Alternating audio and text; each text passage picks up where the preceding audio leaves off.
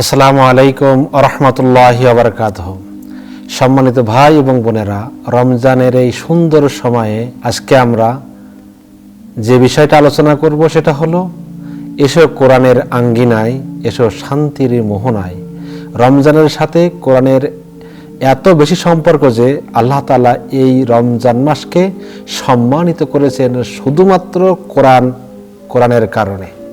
আপনি কি জানেন আল্লাহ রাব্বুল আলামিন এই রমজান মাসকে কত বেশি সম্মানিত করেছেন? আরবের কোনো মানুষ এই রমজান মাসকে সম্মান করত না, সম্মান দিত না। আল্লাহ রাব্বুল আলামিন যখন এই রমজান মাসে কোরআন নাজিল করলো, আল্লাহ তাআলা বলছেন শাহরু রমাদান আল্লাযী উনজিলা ফীহিল কোরআন। রমজান মাস এমন এক মাস যে মাসে আমি কোরআনকে নাজিল করেছি।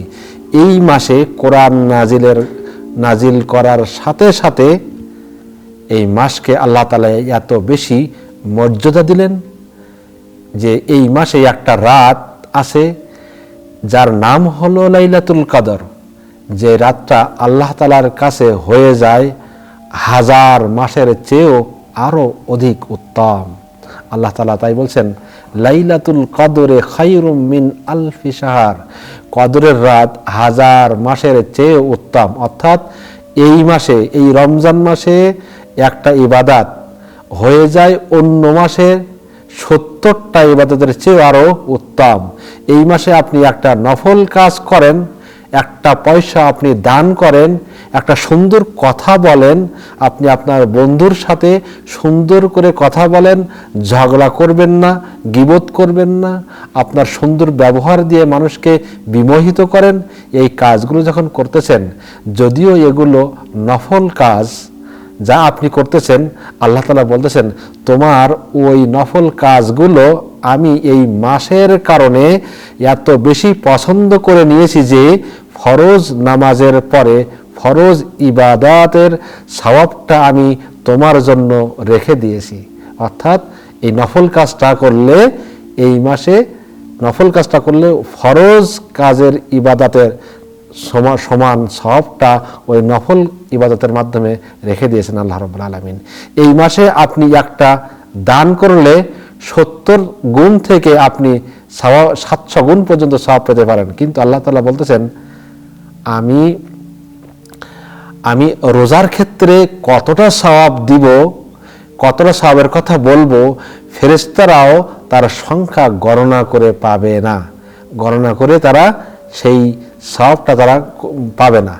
এখানে এমন সওয়াবের কথা বলা হয়েছে যা গণনা করা যায় না। কারণ হলো এই রোজার মাসে রোজার কারণে আমি নিজেই তোমাদের প্রতিদান হয়ে যাব। রাসূল আকরাম সাল্লাল্লাহু আলাইহি সাল্লাম বলছেন قال الله تعالى إلا الصوم فإنه لي وأنا أجزي به।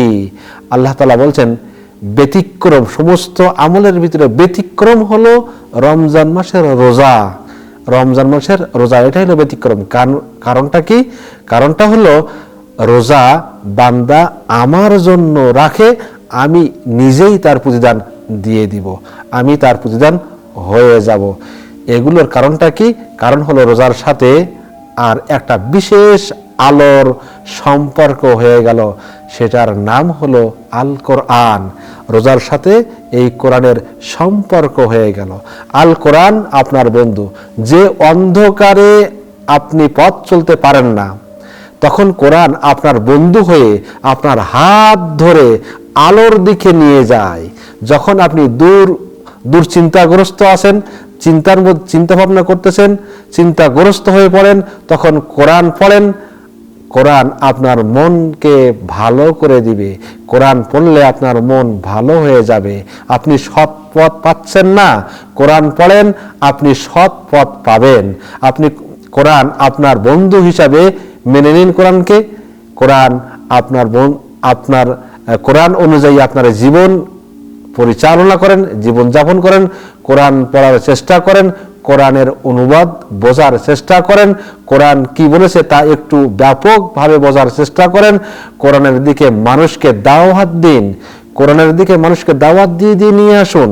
কারণ আল্লাহ রাসূল সাল্লাল্লাহু আলাইহি ওয়াসাল্লাম বলছেন, খায়রুকুম মান তাআল্লামাল কোরআন ওয়া আল্লামাহু, তোমাদের মধ্যে ওই ব্যক্তি সবচেয়ে উত্তম যে কোরআন শেখে এবং অন্যকে কোরআন শেখায়। অর্থাৎ তোমাদের মধ্যে শ্রেষ্ঠ সেই ব্যক্তি নয় যার অনেক টাকা পয়সা আছে, ওই ব্যক্তি শ্রেষ্ঠ নয়। তোমাদের ভিতরে ওই ব্যক্তি শ্রেষ্ঠ নয় যার পয়সা আছে, যার সুন্দর চরিত্রের অধিকারী, সুন্দর চেহারার অধিকারী, সেও কিন্তু তোমাদের ভিতরে শ্রেষ্ঠ নয়, সেরা নয়।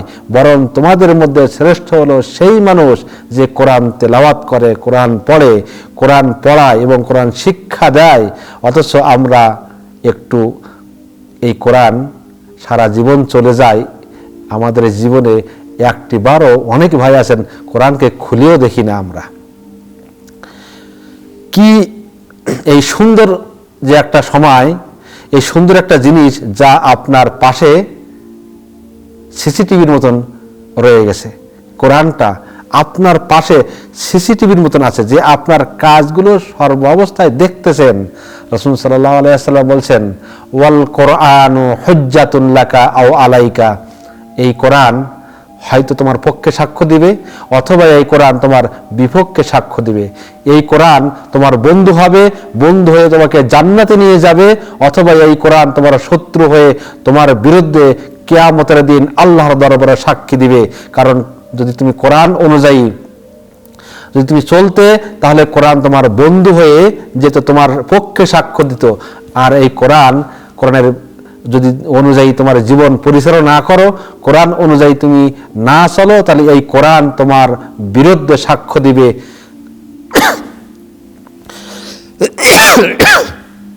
কিয়ামতের দিন তোমার বিপক্ষে সাক্ষ্য দিবে এই কোরআন। এই সুন্দর সময়ে এই কোরআনকে সামনে রেখে আমি বলি, ও কোরআন, তোমাকে ভালোবাসি, তোমাকে আমি পড়ব এবং তোমার অনুযায়ী আমার জীবন পরিচালনা করব। আল্লাহ তাআলা অবশ্যই আমাদের ভালো কাজগুলো কবুল করবেন, আমাদের কাজগুলো ভালো হিসেবে কবুল করবেন। আপনারা সবাই ভালো থাকুন, সবাই আল্লাহ রাব্বুল আলামিন কবুল করুক, এই দোয়া করে আজ এখানে শেষ করছি। আমার তৌফিক ইল্লা বিল্লাহ। আসসালামু আলাইকুম ওয়া রাহমাতুল্লাহ।